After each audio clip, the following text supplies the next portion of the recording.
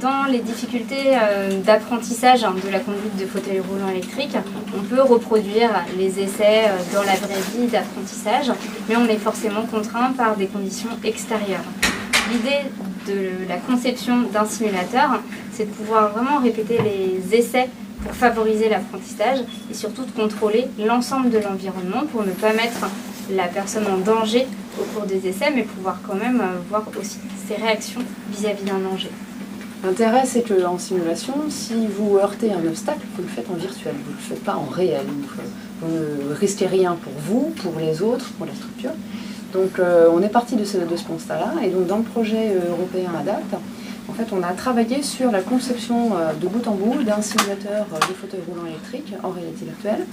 On a travaillé sur la conception mécanique, sur la conception électronique, sur les algorithmes de contrôle et sur la réalité virtuelle en tant que telle. En fait, l'enjeu, c'est d'essayer de reproduire, répliquer les mouvements d'un fauteuil pour rendre les choses très naturelles et avoir l'impression qu'on conduit vraiment un fauteuil roulant électrique.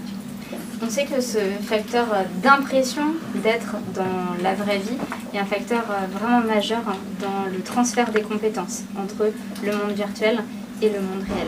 Plus on aura de sens mis en action par l'immersion, la vue, l'audition, les sensations corporelles, plus on aura une facilité de transfert de ces compétences dans la vraie vie quand on va conduire un vrai fauteuil roulant électrique. D'où l'intérêt d'avoir non seulement le casque de réalité virtuelle, mais aussi une plateforme mécanique. C'est un modèle complètement unique.